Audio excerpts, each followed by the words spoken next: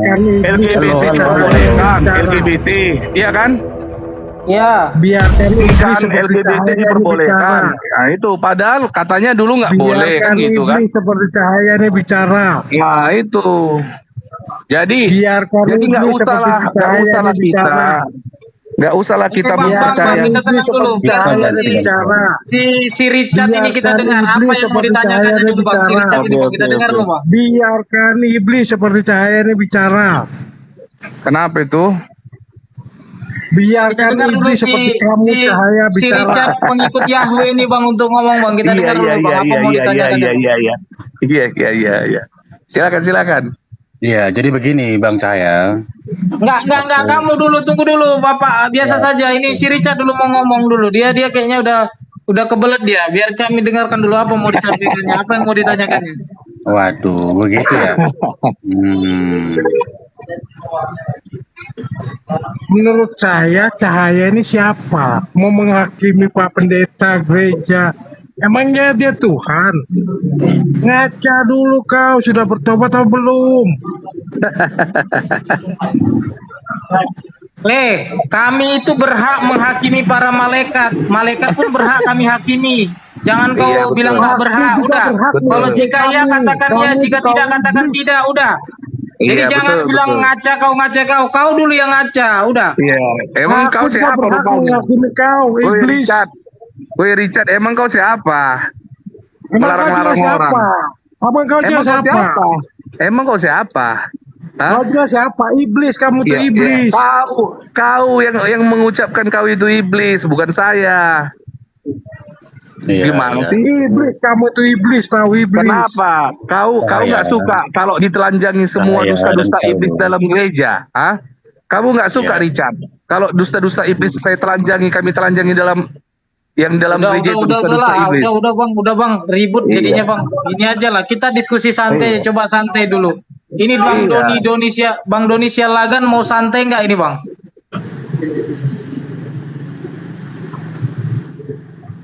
Halo? Halo, Bang Doni Sialagan mau santai nggak? Jadi room ini ya kawan-kawan ya yang ada di bawah, room ini ya saya dan host di bawah di atas ini, kami ini tugas kami tahu ya, tugas kami sering live di TikTok ini ya, dengar ya. Kami menelanjangi semua dusta-dusta iblis ya di dalam ajaran agama yang ada di gereja. Kami telanjangi itu semua dusta-dusta iblis itu. Kami hancurkan itu semua ya. Jadi kalau ada yang panas, dibilang kami sesat, dibilang kami hamba iblis, itu urusan kalian. Kami tetap terus jalan, terus kami live, ya. Jadi kalau kalian bilang kami itu sesat, itu hak kalian. Yang penting kami mengungkapkan kebenaran, ya. Orang ya yang mengatakan yang kebenaran pasti nggak suka orang yang bersalah itu. Pasti akan bilang kamu ini sesat, kamu ini nggak boleh menghakimi. Kamu ini berkaca dulu siapa diri kau. Kan gitu. Karena apa? Kami ini kawan-kawan yang ada di bawah, kami mengungkapkan kebenaran. Bang, saya stop. Nggak ada apanya. Sekarang ini udah naik. Bang Ari Purba, Bang Doni Sialagan, Kak Rifa, apa yang mau didiskusikan? Kita diskusi santai aja ya. Diskusi santai aja ya. Apa yang mau disampaikan? Apa yang mau ditanyakan?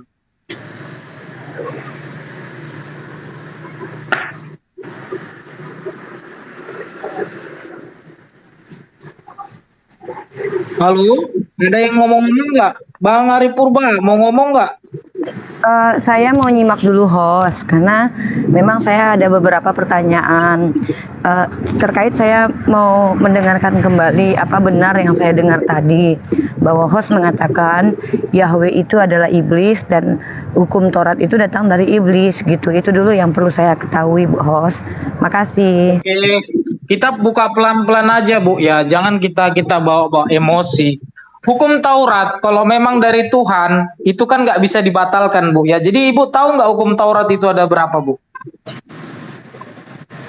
Hukum Taurat itu kalau yang disampaikan Kristen kan yang 10, tapi kalau orang Yahudi Bukan, kan itu bukan hukum ada. Taurat Bu, itu apa Bu? Ya. Peraturan, bukan hukum Taurat Bu. Itu perintah. Perintah itu, Bu. Oh iya, terus itu yang di imamat, mata ganti mata, yang semua yang tertulis di PL itu dari iblis atau dari Tuhan? Makanya saya mau sampaikan dulu, Bu, ya. Di kitab kita baca dulu, Bu, ya. Ibu ada Alkitab enggak? Atau siapa yang mau bacakan Keluaran 31 ayat 15 sampai 17. Ini tentang hari Sabat. Itu kalau memang dari Yesus, kita buktikan, Bu, ya.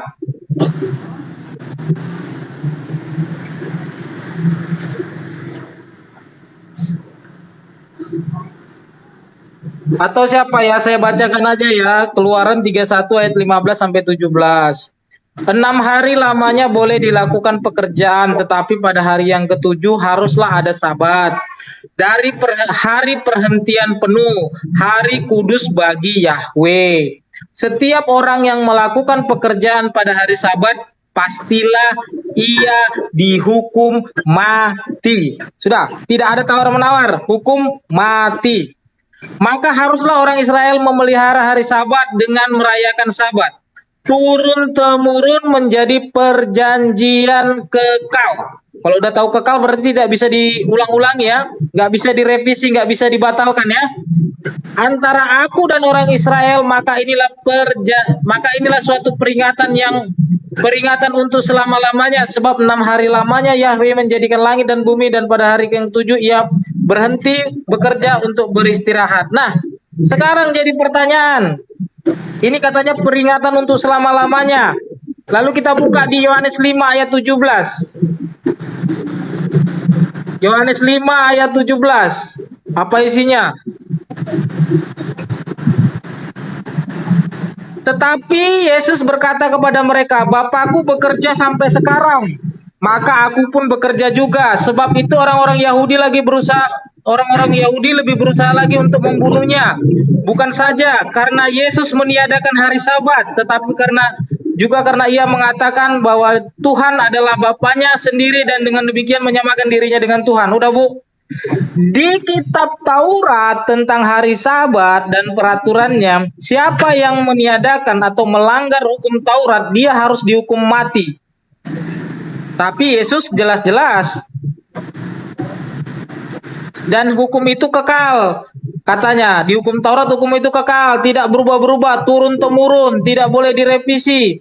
Yesus langsung dihapuskan itu hukum Taurat. Udah, itu satu bukti aja, udah. Lalu satu bukti lagi apa tadi tentang Imamat 13 tadi yang dikatakan apa? Bahwa setiap orang yang melanggar hukum yang memperkenalkan ilah asing, dia harus dibunuh, dirajam, yang tidak dikenal oleh orang Yahudi. Yesus memperkenalkan Tuhan yang asing, yang tidak mereka kenal. Itu dia. Itu sudah, Bu, ya. Saya nggak mau banyak-banyak. Nanti banyak-banyak kali dikasih apapun jadi puyeng. Apalagi, Bu, yang mau ditanyakan?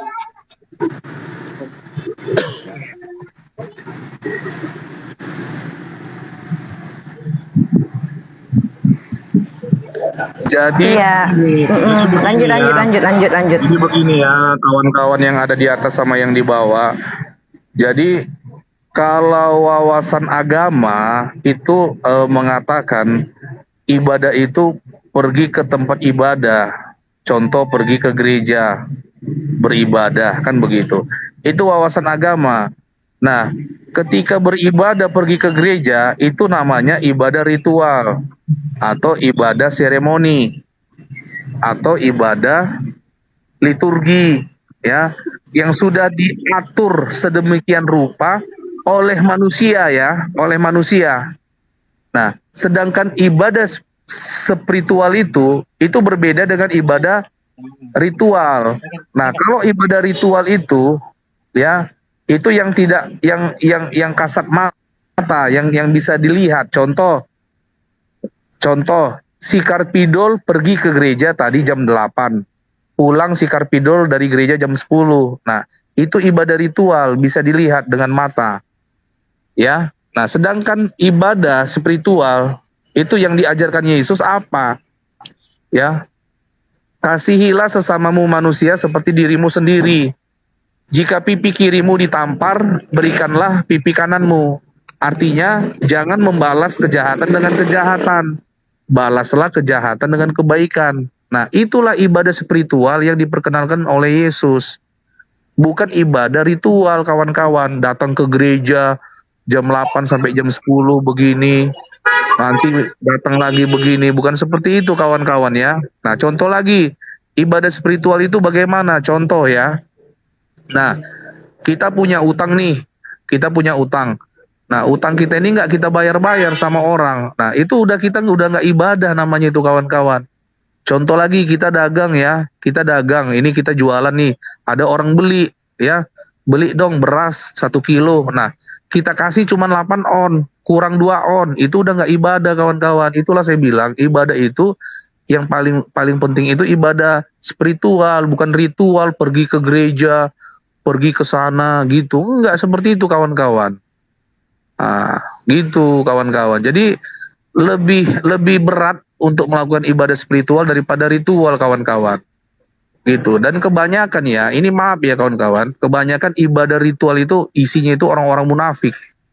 Itu kalau menurut saya.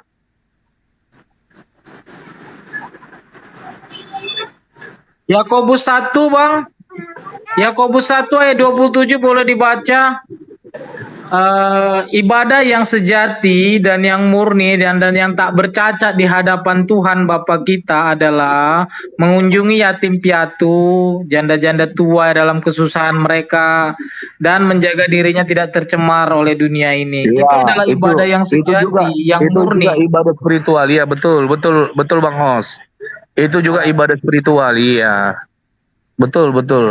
Nanti kita pergi ke gereja ya, naik mobil Pajero Sport. Tiba di depan itu ada lampu merah, ada yang tidak makan, minta-minta. Iya, betul. Najis katanya.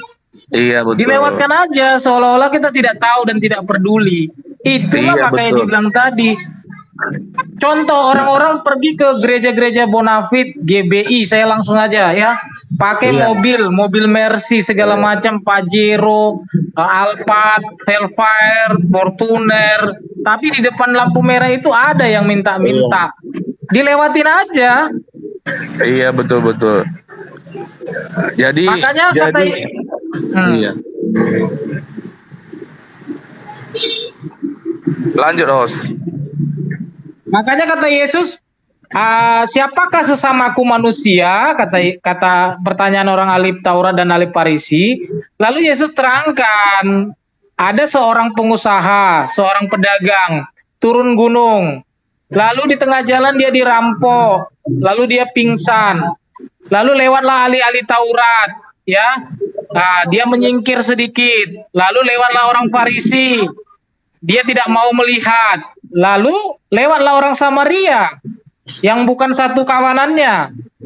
Lalu orang Samaria itu datang, dia sembuhkan itu, lalu dia tinggalkan uang untuk kepada para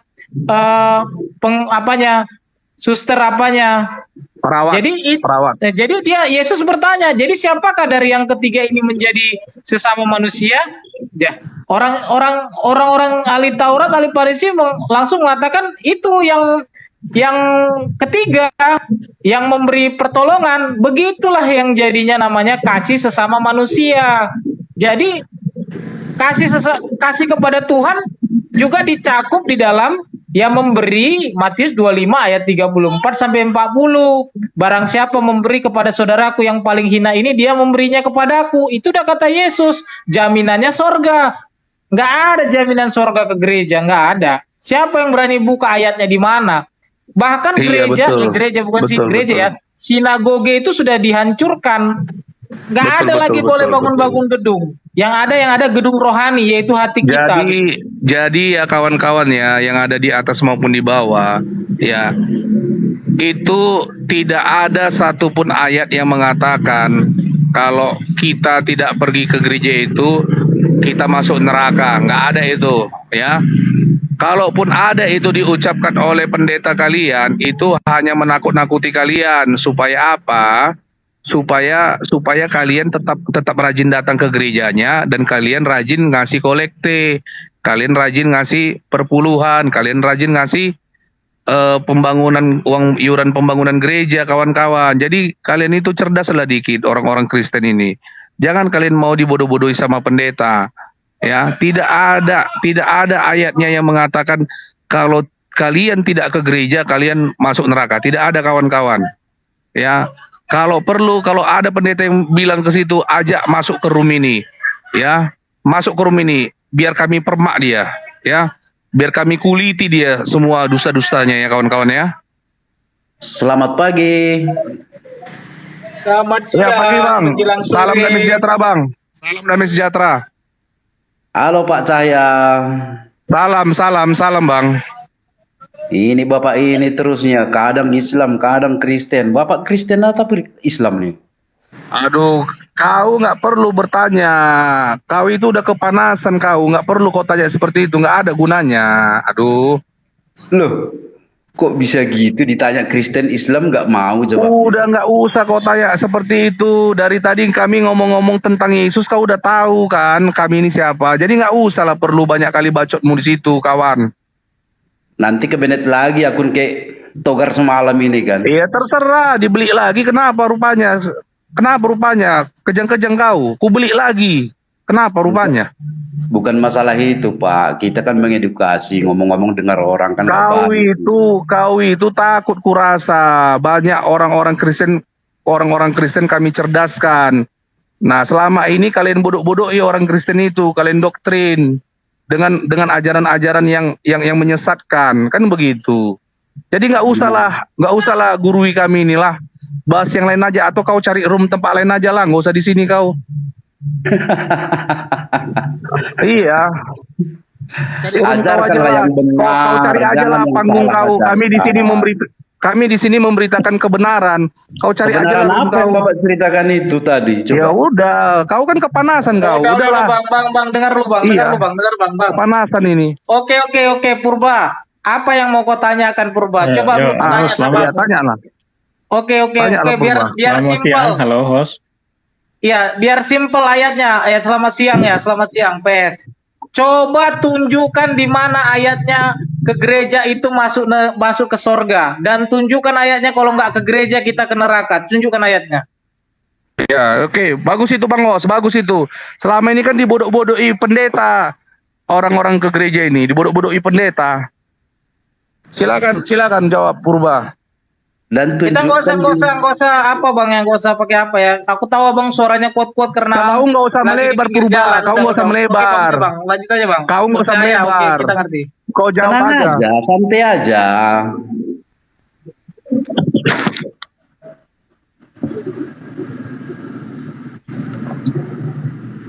Oke, ada yang bisa jawab nggak dari bang apa ini bang Purba ini? Coba tunjukkan ayatnya. Kita mau dengar dulu ayatnya, ada nggak? Enggak, aku mau gini aja Bang. Kalau enggak, aku mau Oke, ngomong selamat sama siang. dia. Aku ngomong sama orang Kristen baru enak dia. Kalau enggak sama Kristen enggak suka juga aku memang. Kan sekarang aku bilang kan tadi kan, ini kan dipermasalahkan tadi tentang pertentangan. Kenapa ini Bang Cahaya ini berani mengapakan gereja? Ya karena memang faktanya memang seperti itu. Gereja itu bukan untuk keselamatan. Keselamatan itu karena kasih karunia Yesus, bukan karena gereja. Jadi apa yang mau abang ragukan lagi dari pengikut Yesus? Udah. Halo, Berarti selamat abang- siang. Berarti hostnya sama Cahaya ini nggak ada gereja kan? Kristen tapi nggak ada gereja kan?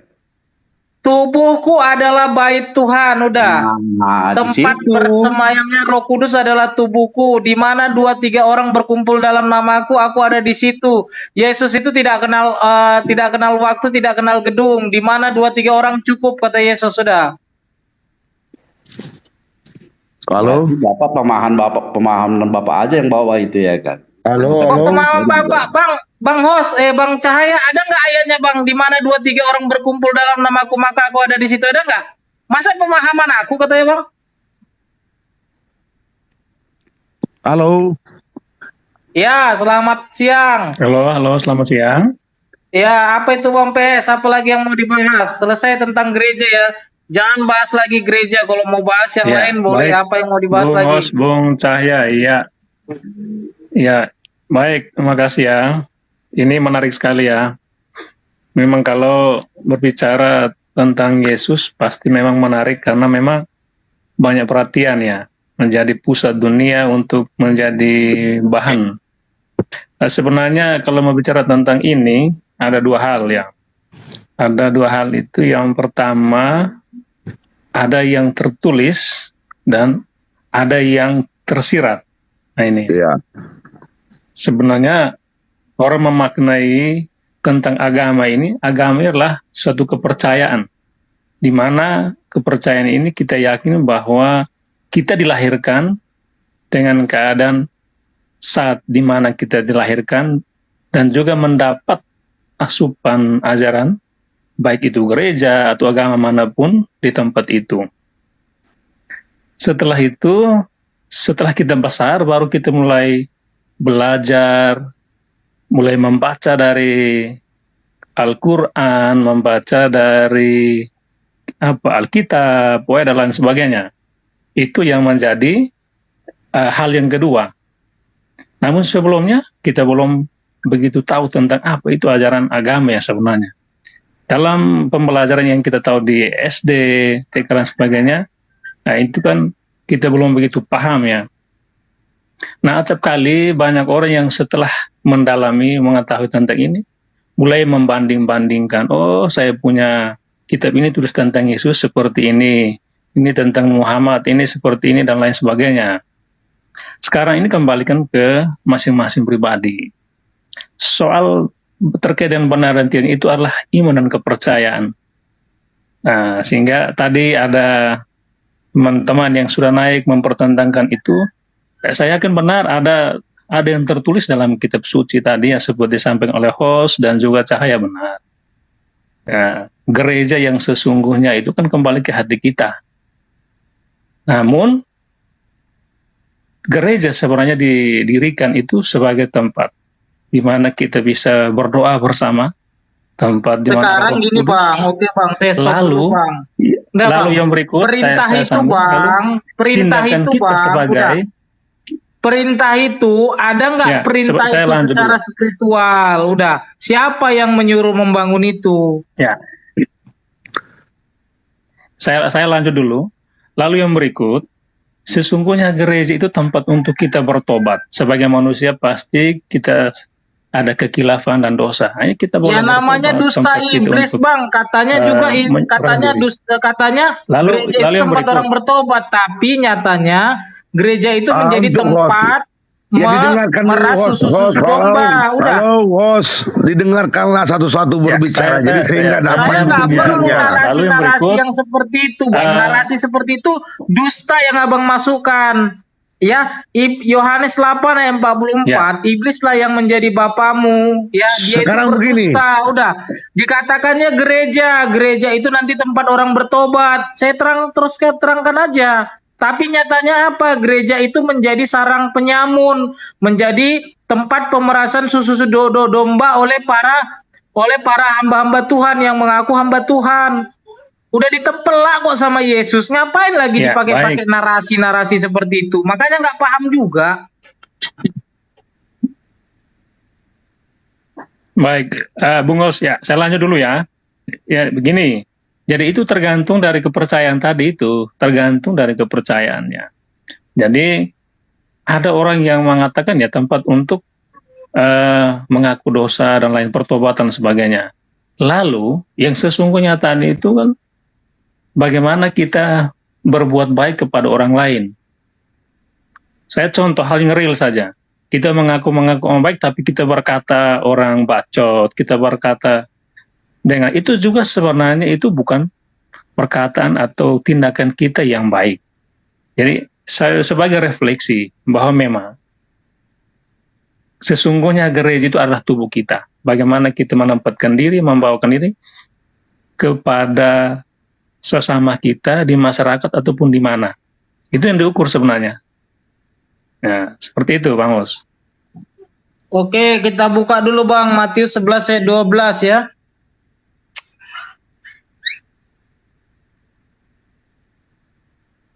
Matius 11 ayat 12, apa katanya? Saya bacakan aja ya, Matius 11 ayat 12. Sejak tampilnya Yohanes Pembaptis hingga sekarang, kerajaan sorga dirampas dan yang merampasnya mencoba menguasainya.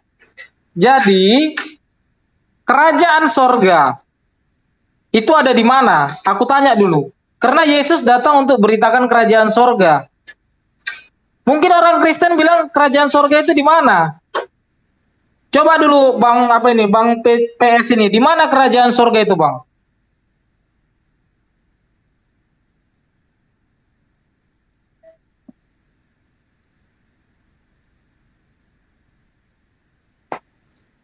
Halo Bang PS, kerajaan sorga di mana?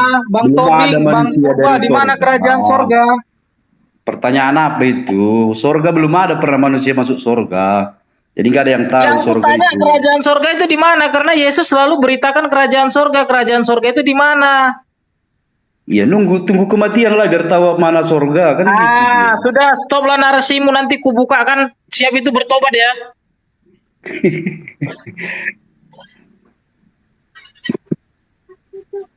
Berarti Anda tahu juga sorga di mana ya? Oke, saya bacakan aja ya. Lukas 17 ayat 20 dan 21 ya.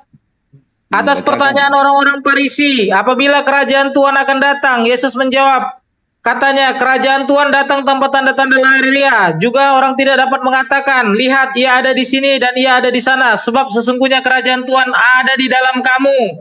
Dalam bahasa LAI itu ada di antara kamu. Cuman bahasa Indonesianya lemah. Sebenarnya the kingdom of God is within you. Di dalam kamu. Udah, makanya tadi bait Tuhan itu dikatakan ada di dalam tubuhmu, dalam hatimu.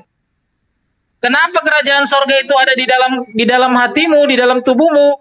Karena Yesus adalah rajamu, bukan sekedar Tuhan. Saya tanya dulu Bang Purba ini jelas-jelas. Pernah nggak Jokowi mengatakan kepada masyarakat Indonesia ini, aku adalah raja? Pernah nggak dia katakan seperti itu?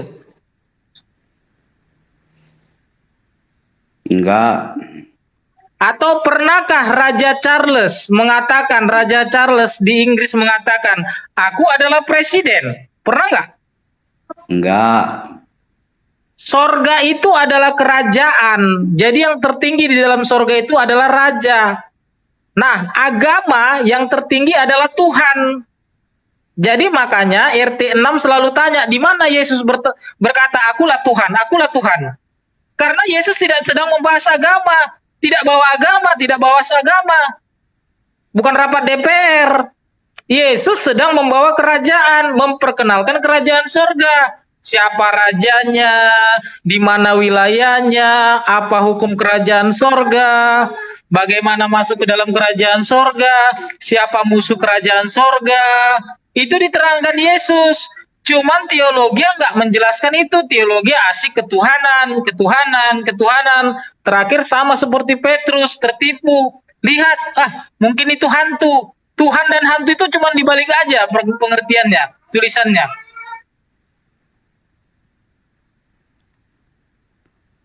Teruskan. Boleh baca aja di pertama kali Yesus berkhotbah Matius 4 ayat 17. Pertama kali dia berkata, bertobatlah sebab kerajaan sorga sudah dekat. Yesus selalu membentangkan perumpamaan dengan kerajaan sorga. Matius 13. Kerajaan sorga itu seperti pukat. Kerajaan sorga itu seperti lalang di antara gandum. Kerajaan sorga itu seperti ini. Kerajaan sorga itu seperti ini. Matius 9 ayat 35. Demikianlah Yesus berkeliling dari semua kota dan desa. Ia mengajar dalam rumah-rumah ibadah.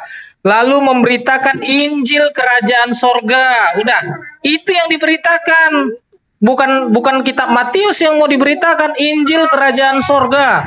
Abang, izin aku, itu abang nggak takut ya abang bakalan di anatema atau dibidat-bidatin sama Kristen mayoritas karena pemahaman berbeda. Soalnya di komen-komen banyak banget seperti itu. Abang bahkan dituduh satu kelompok lagi sama Bang Zuma sama aku. Tuh, lihat tuh di bawah. Saya nggak kenal namanya Mbak dengan Juma ya. Saya nggak tahu.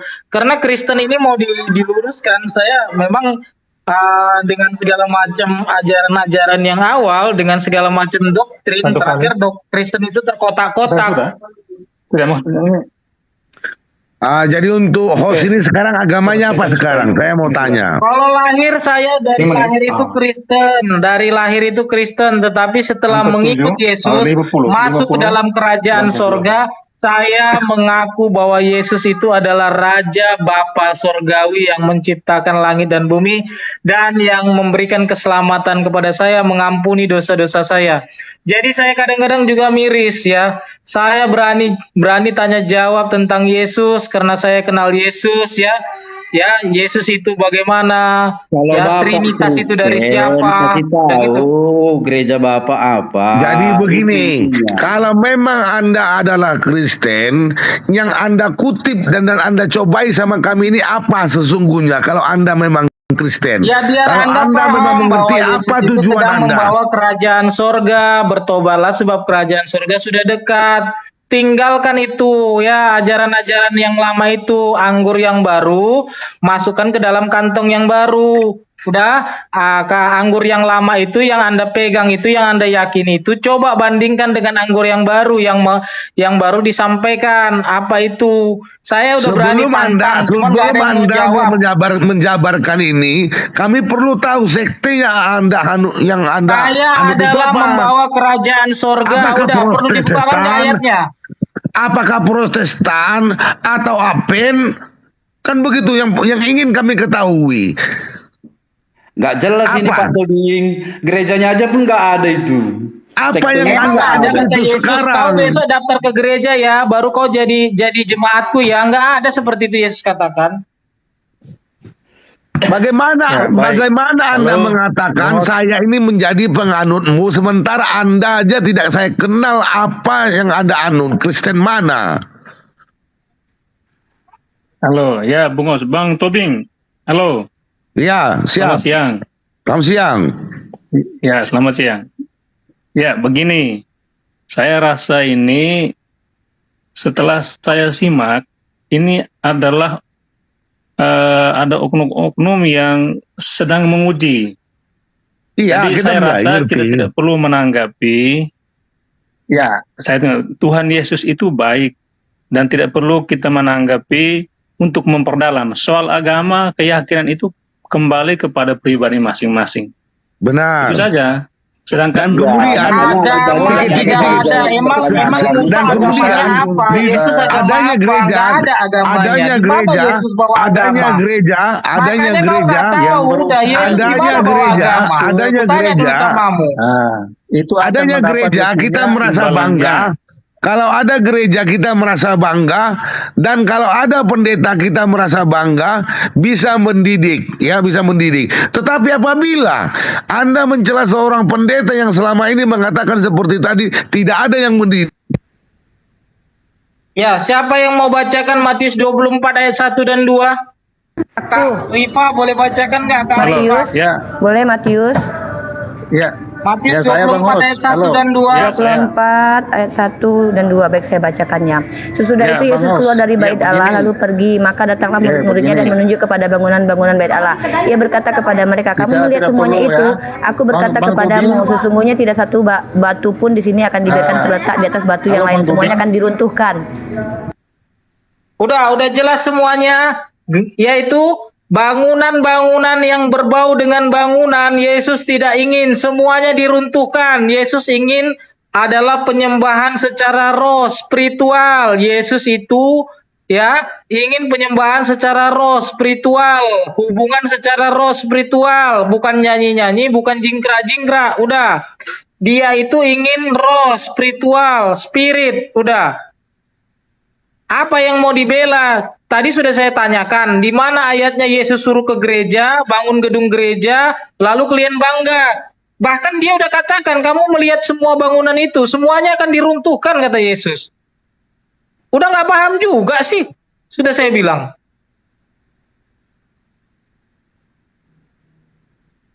Kalau Yesus nggak ingin, kenapa manusia ingin? Ya karena dia mengikuti keinginan iblis. Iblislah yang menjadi bapamu, sebab kamu ingin melakukan kehendak-kehendak bapamu. Mana ayatnya Yesus berkehendak ada gereja? Baca dulu jelas-jelas.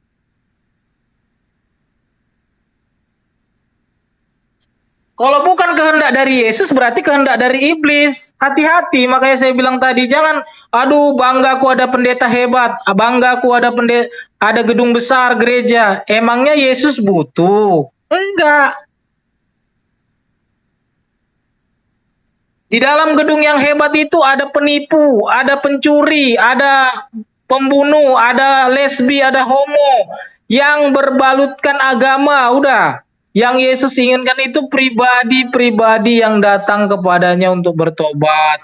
Makanya kata Yesus, jadi Matius 9 ayat 14, jadi jika kamu mengerti firman ini, yang ku kehendaki ialah belas kasihan, bukan persembahan.